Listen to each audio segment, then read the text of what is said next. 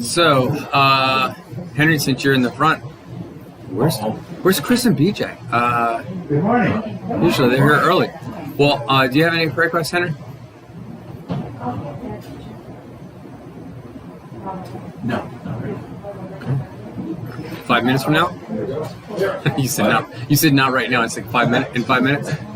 That I can survive long enough not to be a burden. There you go. Okay. Right. Lance and Christy, you guys got any prayer requests? You're back. MRI is happening. Probably. If nothing else, knowing why. You know what I'm saying? Knowing the why would be nice. You know what I'm saying? Yeah. I mean, it would be nice if it was a muscle thing, because then muscle things are easier to work on, I think, usually than the vertebrae and the whatever the pads between the vertebrae and all that other stuff. Because, yeah. But it's pretty amazing what they can do. I mean, remember Mike Morris? I mean, he was completely debilitated, and then they like fused some together and glued something in there. Yeah, for many years when they do things like that, you were worse off, but they've gotten better and better. Yeah, and now he seems to be, I mean, riding a motorcycle and stuff. So, yeah. Yeah, he moved up to North Carolina. Yep. Anything else? How's school? Yeah. Yeah. Well, school is work, right? You're where are you working now? Okay, no, I did know that. As soon as I said it, I remembered it. Yeah.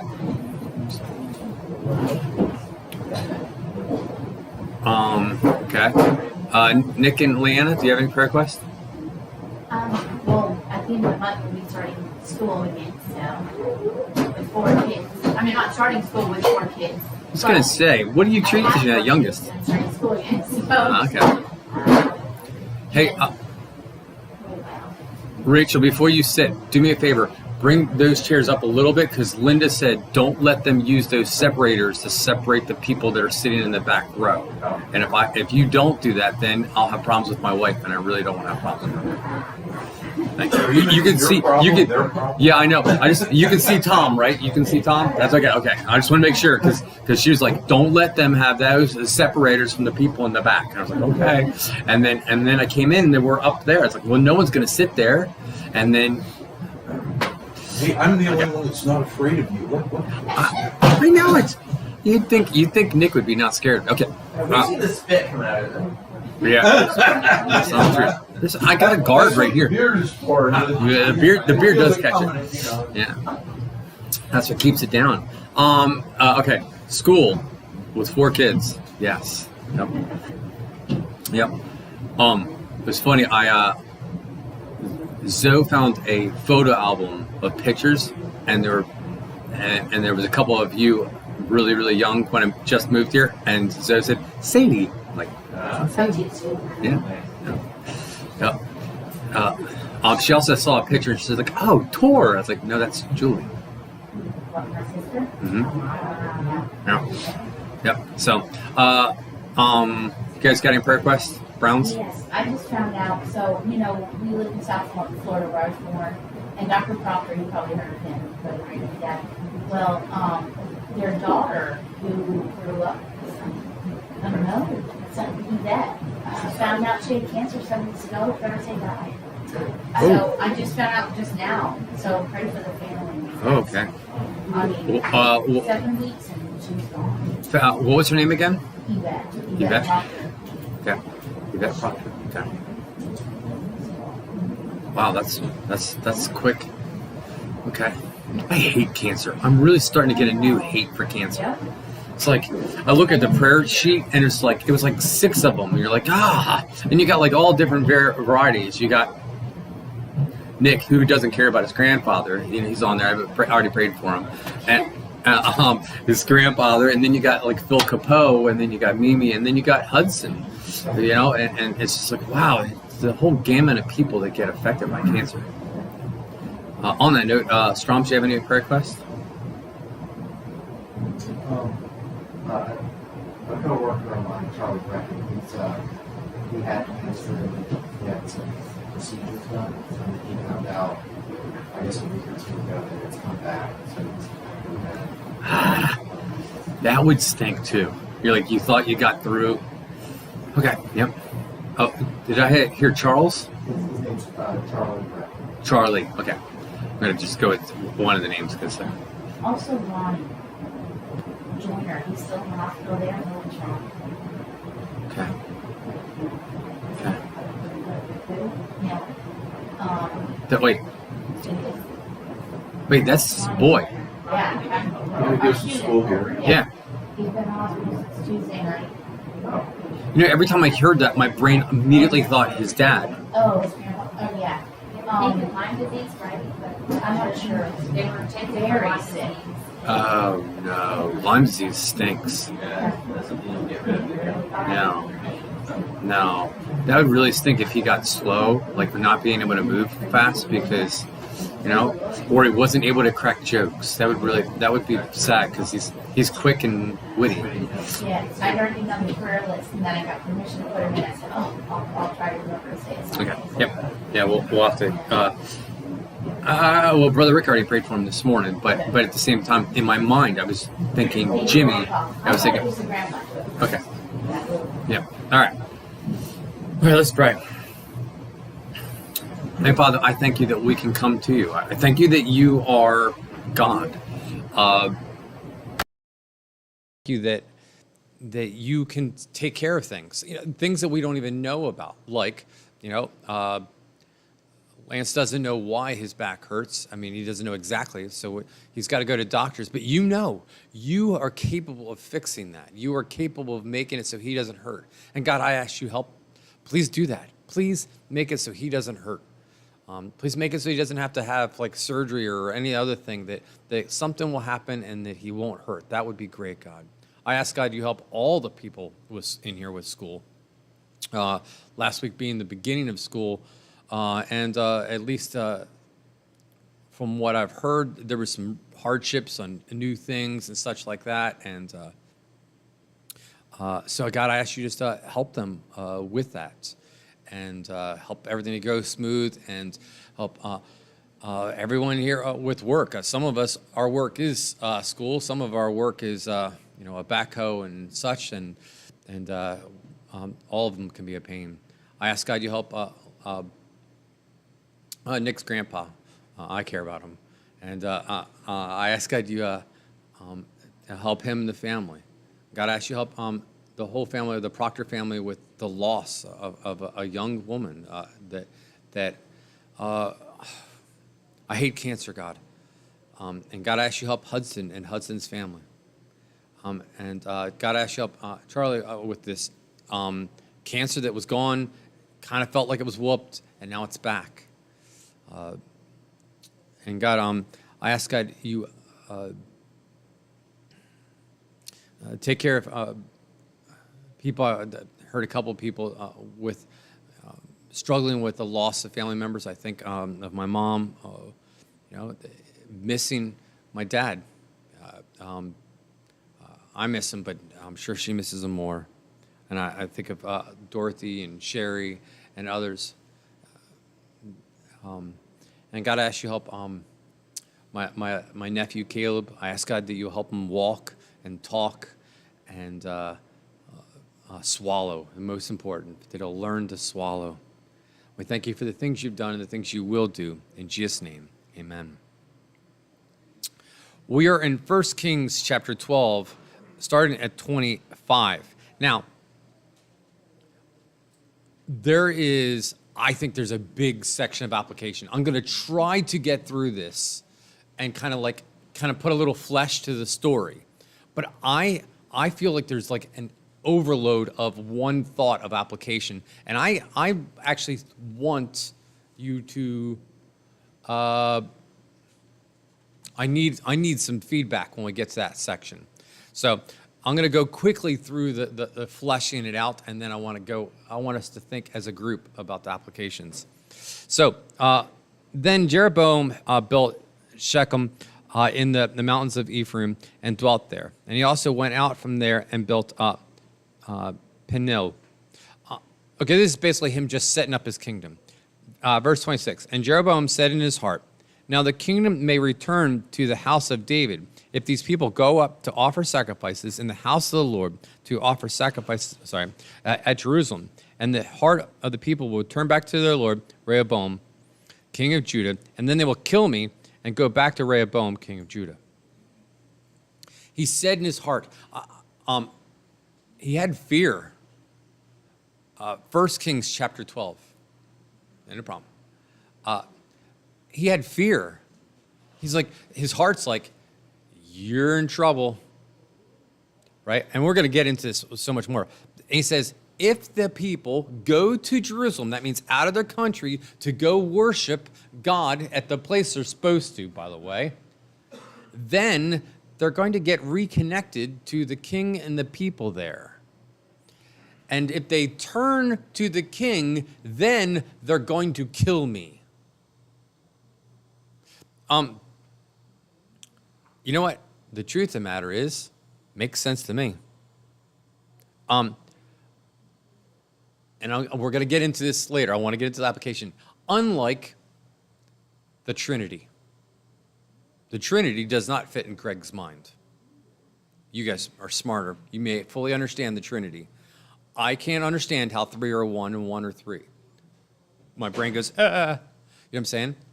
But right here, it makes complete sense. If I let the people go to Jerusalem to worship correctly, they will turn to the king that's there, and then they will kill me. Makes perfect sense. Verse 28, it says this, therefore the king asked advice, made 2 calves of gold, and said to the people, it is too much for you to go to Jerusalem. Here are your gods, O Israel, which brought you out of the land of Egypt. And he set up one in Bethel, and the other he put in Dan. So, the first word is therefore. He had fear, therefore he did this. Okay, a little pet peeve of mine is this. Reasons are not excuses. When I've gotten this from my girls. I did this because she did that. Anyone that has more than one kid's heard that, right? And I say, reasons are not excuses. That may be the reason why you did hit her with the shovel or whatever, that, you know, but that is not an excuse. Now, also, the whole point of 2 wrongs don't make a right, that means both people are wrong. People always say, oh, you're victim blaming because you're saying that this person did something wrong or was at the wrong place and therefore something horrible happened to them. And I say, no, I don't say that. I say that's wrong and that's wrong.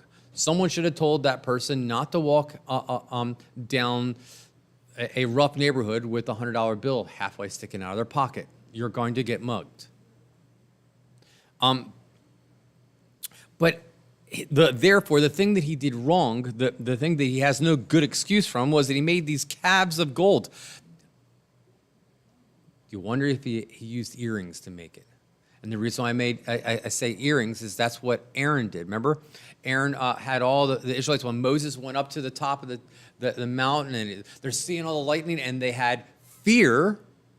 And so then they created new gods out of everyone. They took one of their earrings and they made this calf of gold, and they worshiped it. By the way, to me, if I'm going to worship an animal, why a calf, right? If at the very least make a gator, right? Something cool, a gator, or like my girls always love asking, like, Dad, what's your favorite animal? I mean, when I was a kid, one of my favorite animals, polar bears. The thought of something being able to swim so fast it can come out of water 6 feet and it's huge is kind of awesome to me. That being said, I would have had a golden polar bear or maybe a golden eagle. You know what I'm saying? That'd be cool, right? But no, a calf. I don't understand that. Okay, but not only that, here's the thing that they made 2. Why did he make 2? He made two because it was convenient and it would keep the people in check. Not because he believed there was two gods, but because he was making, because by the way, what's the definition of God? Or my favorite definition of God is one whom there is no greater. You can't have two then. That's why Trinity really hurts my head. But you can't have two and say that they are God, because definition of God is one whom there is no greater. And the only reason why he's doing that is solely for convenience, solely to solve a problem.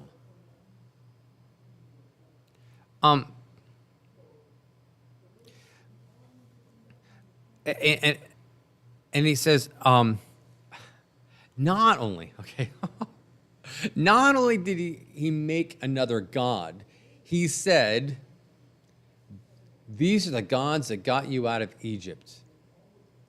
Now, I really, really don't like being blamed for something that someone else did. I hated that when I was a kid. But I'm not real fond of people saying that they did something that I did, if it was something good. It's not my favorite. Henry? Do you know why the calf?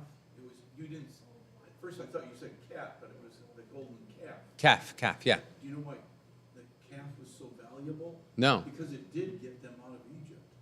They pulled the carts that had the stuff. And when they get Okay. tired of them, Okay. they can sell them and Okay. eat them. Okay. See, now that's And a. they can graze off of the grass. The people who went out west, you see the movies with horses, well, mostly they had oxen. Because they could And use they them. could graze on the grass as they went, and they could pull the heavy loads. That's brilliant. And they Okay. could milk them, they have cows and they could milk them, and, so they were, one of the perfect foods and transportation. So Henry does believe that we should be worshiping calves. That's what I got out of that. I have a daughter who raises No, cows. I know. I'm not kidding. No, that makes perfect sense. So a calf is a very important thing, and it is a sign of potential because it's a young cow. So okay, there's a lot of I'll Or give you that. Today we might have a car, like an old beat-up Mustang or something. Or an F-150 because then you actually do some work with it, Yeah. or a C10 or something like that. Yeah, I see your hand, Leanna. Did you? Well, I was like, did they really know about polar bears or gorillas? That's a good point. So that could be the neatest animal if they had. Yep, maybe. That's an interesting point. You're right. They didn't know about polar bear. That's true. They did not have the science and Animal Planet TV station. Who wants to eat a polar bear too? You can't milk them very well. They won't stand. They don't stand still. It's pretty- I did not realize I was going to be bringing up the most controversial point by saying that. I think that's awesome, but that's okay. We're going to get to the more controversial points, hopefully. But you know what? I don't like it when people take credit for what I've done. I've had that happen to me. I don't get too upset. I don't get upset when it's someone that I love. There's so many times where they're like, Brother Rick's like, we thank you, Linda, for hanging all the posters. I'm like, oh, they really, okay. Linda hung all the posters, right? Yes. Well, then you get a reward from God in heaven. Exactly. And I say, and I laugh because I huh? But now you blew it. No. And the truth of the matter is, if she gets commended for something that I do, great. That Goes to your family. yeah, exactly. It's part of my family. It's all that's all good. That being said, And maybe she's happier. If- and you if- have her at home and, it would be worse if Linda did that about something on my house, like, okay, my carport. I have a carport that I built, right? And it's pretty cool. Now, the truth of the matter is, part of the carport was that the dirt's level, and that's because of Lance, because we hired Lance. Lance brought in some fill dirt, and it made it level, and everything got awesome. So if someone shows up and says, that's a really cool looking carport, and Linda says, yeah, Lance did that, I would be like, okay, you know what I'm saying? And then if every day she pulled in and she said, thanks, Lance, that would start getting a little weird for me, you know what I'm saying? And the kids are like, every time Lance drives by, they're like, thanks, Lance, for the carport. That I would be like, okay, this is starting to get a little annoying, okay? And there was some There was some reason that he did that. Now, the truth of the matter was, Lance is a friend, so I'm sure he cut me some kind of deal on some of it and treated me well. But the cows were solely from God. Even if you could, even, you know what I'm saying? If pretend like I didn't know him from Adam's house cat, and so therefore I gave him, you know, it was solely by business, and they're still thanking him, even though I paid him correct and treated him, and I built it and I did everything, and they're like, thanks, Lance. And I'm like, whoa, what's going on? But that's what's going on here. And you're, okay, one of my rules in my house, no, one of the main rules I say with most kids, if those of you that have kids that are in my classes will know this, the rule is don't hurt yourself, right? And one of the ways that people hurt themselves is they tick off God. You don't think that that's going to make God jealous and God mad by saying, hey, these calves are the ones that got you out of Egypt? These are God? But we do it all the time. Okay, good illustration. Me wanting to get praise for the carport I made. The truth of the matter is, the abilities that I have, as small and big or whatever they are from God. Yes, Henry? Yeah. The analogy of the calves and worshiping them, Yeah. we see that coming back, earlier Right. with the Ark of the Covenant and the cow and the Yeah. calf that's tied up. Yeah, and yeah. The bawling, and the cow walks away. Yeah, from it. leaves the calves. So God Yeah. was showing there that, I control the cow. Not you. Exactly. I thought about that too. You're right. That's a beautiful illustration. God is over the calves. He's over the cows. So, all that being said, verse 30 and 31. I want to keep going on this because I want to talk. It says this, now this thing became a sin, for the people went to worship before the one as far as Dan. He made shrines to the high places and made priests from every class of people who were not of the sons of Levi. So it became sin for the people, not just the king. By the way, what I think is sin, it's wrong for Nick to sin. It's even more wrong when Nick gets Leanna, who's perfect, to sin. You know what I'm saying? And then it's even more wrong if Nick and Leanna commits their kids to sin. You see what I'm saying? And when we spread it, especially when we spread it to the people who we are supposed to have a position of leadership over, that's even more sin. And it says, they went as far as Dan to get to these calves, which means that some people might have even traveled further to get to the calf than they would have if they had gone to the correct temple to worship the correct God. And then he says that the shrines and the high priests, they were wrong places, wrong gods, and then he made priests out of the wrong people. Everything was wrong about this. But here's one of the key words I want you to get out of this. It says, He made shrines. He made priests. He made gods. We're going to get into the connection of church and state. But here's the thing I'm getting out of this. It was a man. And if you are a God maker, you are God. He was, whether he wanted to or not, he was claiming the position of God. All right. 32 and 33, it says this. Jeroboam obtained a feast on the 5th day of the 8th month, like the feast that was in Judah, and offered sacrifices on the altar. He did at Bethel, sacrifice to the calves that he made. And at Bethel, he installed priests of the high places which he had made. So he made offerings on the altar he had made at Bethel on the 5th day of the 8th month, on the month which he had devised in his own heart. And he ordained a feast for the children of Israel and offered sacrifices on the altar and burned incense. The main thing I want you to get out of this section right here is that Satan has nothing good of his own, It's always mimicking God. Beauty, sex, love, success. These are all things that God created, and then man and Satan have twisted. My word, they have gotten super twisted. Last week I got reprimanded. I mispronounced a person. I'm like, she has the shape of a she. I mean, I'm not trying to be, crass. It was a she. I said she, and the person said, no, he. I said, no, if she is a he, we are going to need it to have a name tag for us to know, because there's no sign of a he there.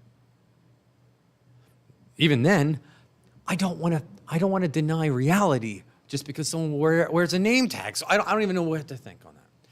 And that kind of gets to where I want to talk to you about. The whole thing of this started, God wanted Jeroboam to be king. We learned that last week. But Jeroboam had fear that it was going to be taken away and that he was going to be killed. He had, well, to be honest with you, political fear. And then he devised a plan for either political or perseverance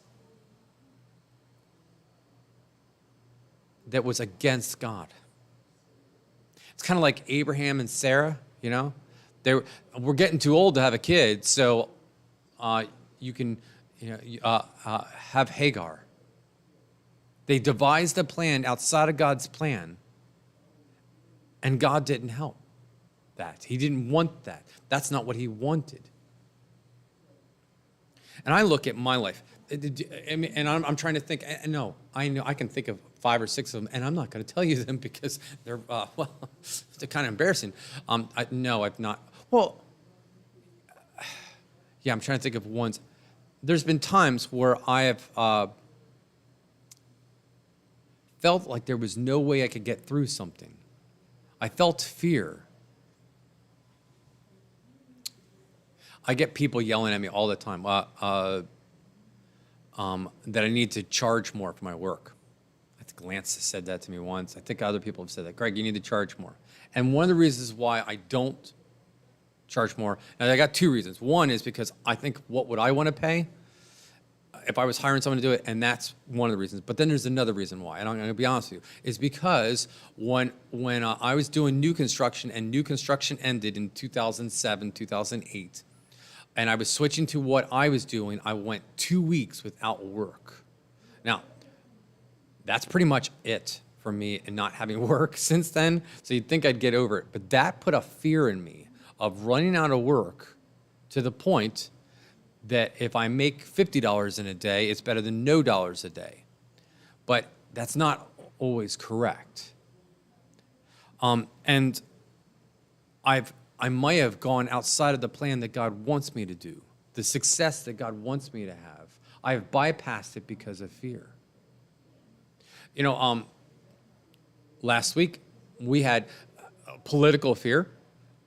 I think there's some people that are really excited about the man who's president.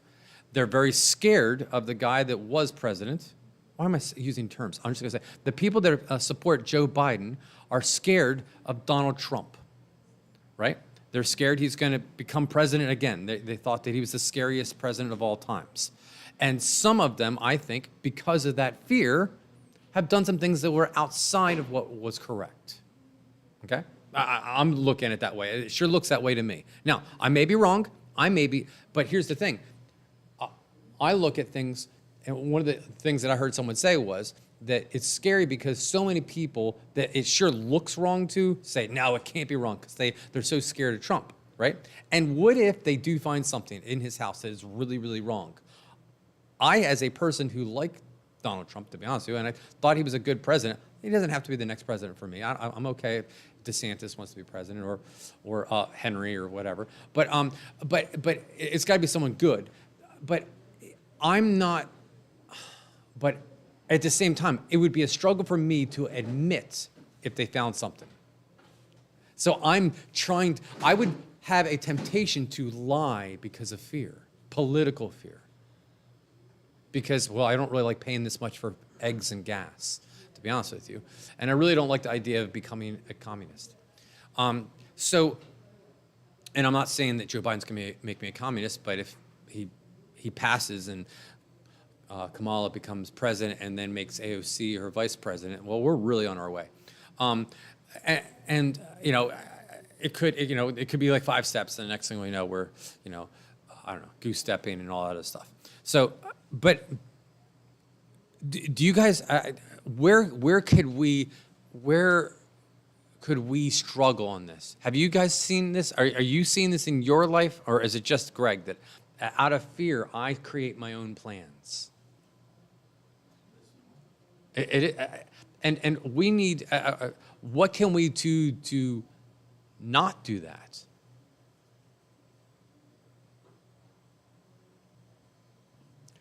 I got one.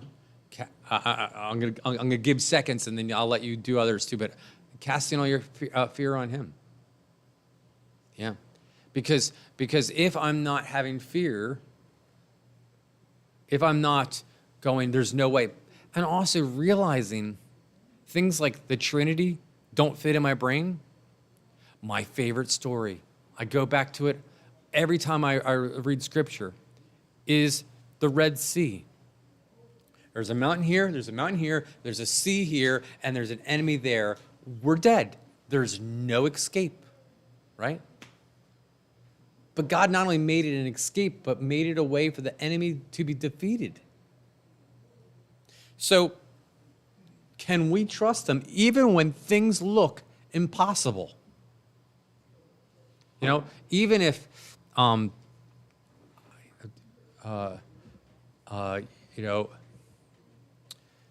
the worst person in the world is made president. Who would be the worst person in the world? I can't even think, huh? Joe Biden. It's whoever's pulling the strings for Joe Biden. You know what I'm saying? Obama. Okay, oh yeah, we've already had the conversation. George Soros. George Soros becomes the president of the United States, right? We're like, we're done. We're done. Okay. Telling the Israelites here. Let me go into logic, okay? And even put a little honor in it. What if the Israelites that were trapped between a mountain and an ocean or a sea said that the Egyptians are coming to get us, and the reason why they want us is because we're good slaves, right? The way we can beat the Egyptians and make them scared of attacking us is we say, if you attack, you're going to lose your resource of slaves. So what they would do is they say, we'll slaughter, we'll commit suicide, like 10% of our people here. That would maybe make the Egyptians slow down. You know what I'm saying? I'm not saying that that's what they should do, but think about it. That would be the logical thing to do. I've heard of battles of people. What if you kill 10% of them? Well, no, that makes sense. But you got to remember that they weren't a military force at that point. But here's my point being is you could have a wrong concept to solve the problem. But instead, if you turn to God and you trust God, He can make a solution that you couldn't even see. And I look at my life. Great illustration. Thursday, I woke up knowing that I was going to have a horrible day. Okay, I literally had 23 to 24 hours of work booked for that day. I was not excited at all. And it was none of it was going to be fun jobs. And I'm like, I did that not this Thursday, but the Thursday before, I drive to the first job trying to get things early, and then realize I drove to the wrong job. I drove to the second job instead of the first job, so I had to drive. So I'm already late to the first job, and I went to get paint, and the person that was in paint at Home Depot had not ever worked in paint, so they took 45 minutes to mix me paint. As I'm like, can I jump over the counter? Can I jump over the counter? Can I jump over? You know, and I'm about to snap off, and I'm like, I'm growling and okay, and you know, I would chewed gum so I wouldn't cuss, because I was like, okay, this is really bad. I'm really about to snap off and hurt people, and I'm falling apart. I'm like, God, what are you doing? Are you on my side here? Are you trying to kill me? Because I hit a wall. It's 16 hours. I hit a wall. Most people don't work past 9 hours or 10 hours, and I'm like, I'm gonna hit a wall at 16. I don't want to do it. The week before I worked was 21 hours, and I'm looking and going, I got 24 in front of me, and I got a long day ahead of me the next day. I don't know, how am I gonna survive? So I get to the first job, finally, and there were a couple things where like, they kind of went boop, boop, boop, and they worked. And then I head to the second job, which was outside, and it started to rain. So you have an excuse to leave? And then I go to the third job, and, you know, Locust, right? no locust. I mean, don't get me wrong, I still worked. It wasn't 24. I had it like 5 hours out of that, I think. But I still worked a long day. But I was able to get, you know, some sleep between the one day and the next day. And I realized things that I didn't even think about could be solved. I went to the first house that I thought I had to do a lot of work at, and people had already moved in. It was a property management job, and the people had moved in, and they were dirty. They're very dirty young boys, college boys, right? Every room had at least 2 bongs. But that's an interesting side note. But the point being is, I looked at the house and looked at the people that were living there and said, hey, I called the property manager. I'm like, you don't want me to make this place Taj Mahal level because these people are going to break it. And they said, no, candy coat it. Boom, solved. At first, when I walked in, I'm like, this is going to be harder. I'm going to have to move. I had to open a door. I had to sweep. The people had moved there for 4 days. I had to sweep beer caps out of the way because there were so many beer caps, the door wouldn't open. Whoa. In 4 days. So I'm like, I don't need to worry about painting the door perfectly if that's what's already happening. You see what I'm saying? What at first I thought was a detriment was a solution. He opened the Red Sea for me. Now, I was overwhelmed with anxiety. I was overwhelmed with fear. I was not looking forward to my day. I didn't have the right attitude. I did turn to God, not in the nice way, and said, God, help. And it's like, come on. Take me to the place where I know that you're for me, not against me. And God can. And God did. But I'm telling you my story. I want to. Have you guys ever experienced that? Have you seen that? What do you do? And the truth of the matter is, what should I have done instead of like, not literally crying, but crying out and chewing gum literally just to keep myself from cussing?